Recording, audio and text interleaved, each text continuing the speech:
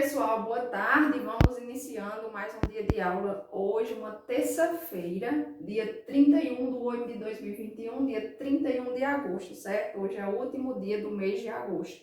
Amanhã nós já entraremos no mês 9, que é setembro. Então, para iniciar a nossa aula, vocês irão pegar o livro de história, certo? Nós iremos começar com história na página 34. Todas as atividades de hoje serão realizadas no livro. Então, na página 34, nós temos aí um exercício, né, que é a leitura de um poema e depois responder as questões de acordo com o mesmo. Leia o poema a seguir e depois responda as questões. O título do poema é Caverna. Houve um dia, no começo do mundo, em que o homem ainda não sabia construir sua casa. Então, disputava a caverna com bichos e era aí a sua morada. Deixou para nós seus sinais, desenhos desse mundo muito antigo, animais, caçadas, danças, misteriosos rituais. Que sinais deixaremos nós para o homem do futuro? Então, esse poema aqui fala de como vivia o homem das cavernas, né? Os nossos antepassados que viviam em cavernas. Então, diz aqui que como ele não sabia construir casa, ele disputava as cavernas com os animais, ou seja, tinha uma batalha constante do homem com os outros animais para conseguir a caverna para servir de abrigo, né? Eles usavam a caverna como moradia. E o que eles deixaram para nós? Eles deixaram sinais, que eram desenhos, né? Que a gente vê os desenhos nas paredes das cavernas. Eles deixaram caçadas, danças, misteriosos rituais. Então, muitas coisas que eles deixaram para nós, dá para a gente saber como era o modo de vida deles. E nós que vivemos hoje, quais são os sinais que nós deixaremos para os nossos, para o homem do futuro? Que sinais nós deixaremos da nossa presença aqui no mundo? Agora vamos para as 3 perguntas que tem aí. Letra A. Onde o ser humano morava no começo do mundo e por quê? Então, aí no texto está bem claro, né?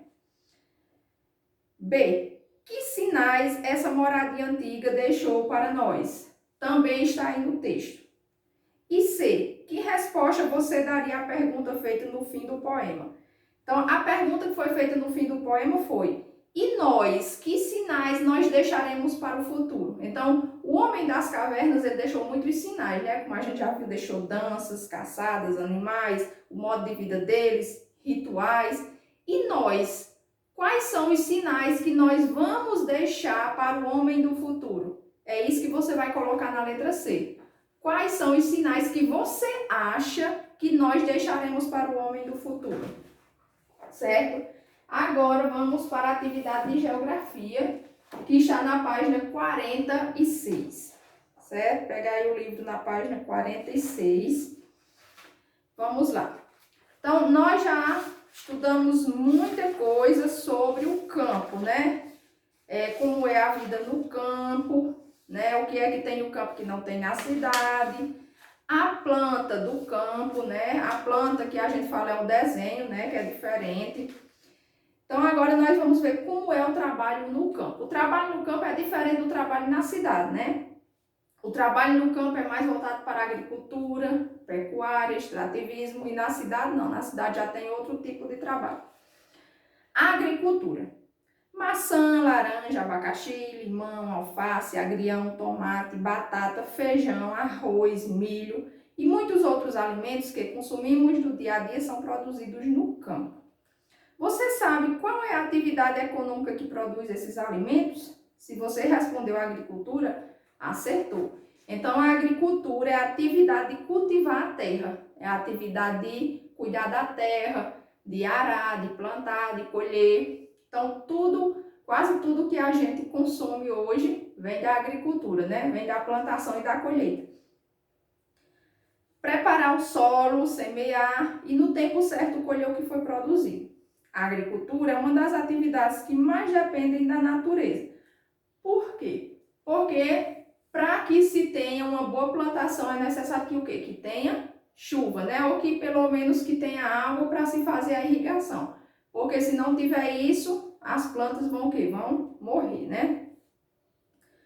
Longos períodos de chuva ou de seca, por exemplo, interferem na produção agrícola, ou seja, nem chuva demais e nem seca demais. Tem que ser tudo bem na média.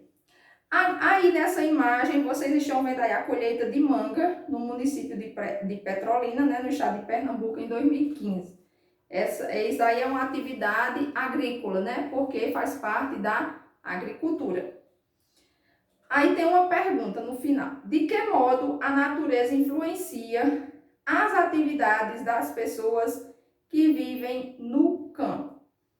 Como é que a natureza influencia as atividades das pessoas que vivem no campo? Então, como eu já falei aí no final, a natureza ela influencia muito. Por quê? Porque se tiver longos períodos de chuva ou longos períodos de seca, não vai ser bom para a agricultura, né? Por isso que a agricultura ela depende quase que totalmente da natureza, né? Então, é por isso que a natureza influencia.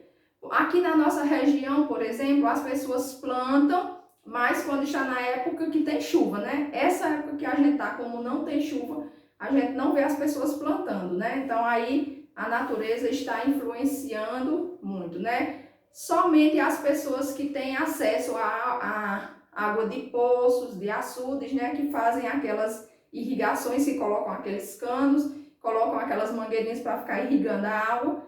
Essas sim podem realizar uma plantação.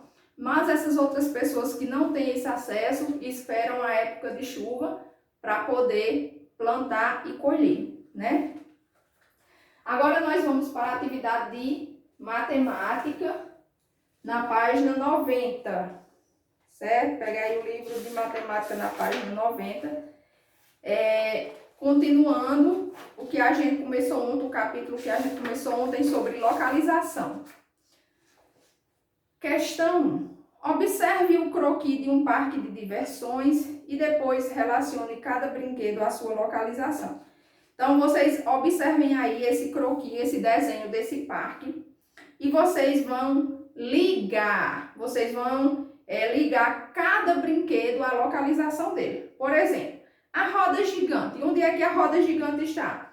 Está longe da entrada do parque, está perto da entrada do parque, está perto da fonte ou ao lado dos carrinhos de bate-bate. Você vai ligar. Onde é que o carrossel está? Você vai procurar e vai ligar. Onde é que a montanha-russa e o carrinho de bate-bate está? Você vai procurar essa localização desses objetos e vai ligar para a frase correta. 2. Descreva sua localização na sala de aula em relação à porta da sala nesse momento. Então, aqui, essa questão 2, preste atenção. Como a gente não está na sala de aula, o que é que vocês vão fazer? Vocês vão colocar a localização da casa de vocês, certo? Então, como é que vocês vão fazer? Nessa número 2, vocês vão colocar localização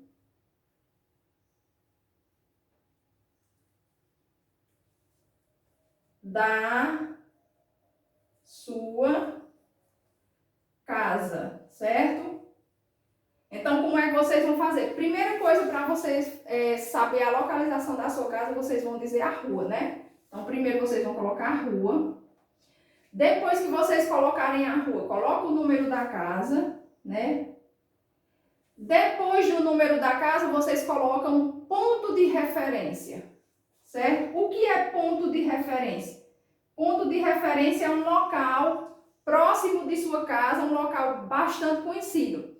Por exemplo, se você morar perto do supermercado, aí você bota vizinho ao supermercado tal, ou então em frente ao supermercado tal, próximo ao supermercado tal. Então, isso é ponto de referência. Então, vocês vão colocar o endereço da casa de vocês, depois colocar o número da casa e, por último, um ponto de referência, certo? Nessa questão 2.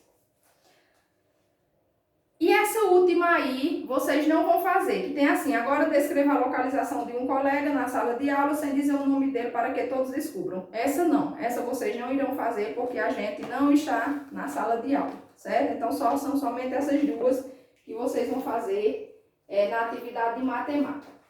Agora, a atividade de português, está nas páginas 68 e 69. Nós iremos começar a unidade 4, né, que é história em quadrinhos, né?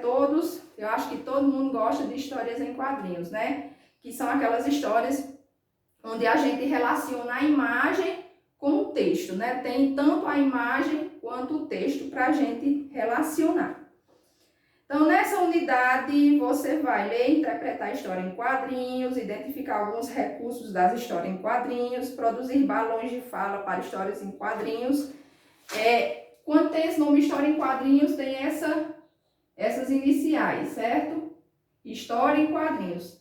Porque a gente utiliza mais HQ. No lugar de falar histórias em quadrinhos, então sempre que eu falar HQ, vocês já sabem que é histórias em quadrinhos. Agora, aí na página 69 tem 3 perguntinhas que vocês vão responder no caderno, certo? Então, de português, a página 69 é caderno. Vocês vão pegar o caderno de português e vão responder essas questões aí. Que tipo de história você mais gosta de ler e por quê? Então, vocês vão colocar o tipo de história que vocês mais gostam. Conto de fada, história em quadrinho, poema, receitas, contos, leitura informativa, né? Leitura de jornal, de revista, o que você mais gosta de ler e por quê? Segunda, de que você gosta mais? Histórias com ou sem imagens e por quê? Você gosta mais de quê? Daquelas histórias que tem o texto e a imagem ou daquelas histórias que só tem o texto? E por quê? Você vai dizer uma das duas e por quê. Terceira pergunta. Observe a cena e responda. Que tipo de histórias podem ser essas? Então, você vai ver essas imagens que estão aí na página 68, nas páginas 68 e 69 e vai botar que tipo de histórias são essas, de acordo com o desenho. Que tipos de histórias são essas?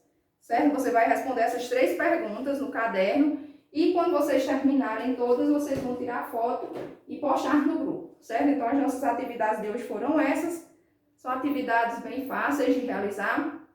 Espero que vocês façam, tirem a foto e postem no grupo. E amanhã nós voltaremos com mais um dia de aula. Desejo a todos um ótimo final de tarde e até amanhã, se Deus quiser.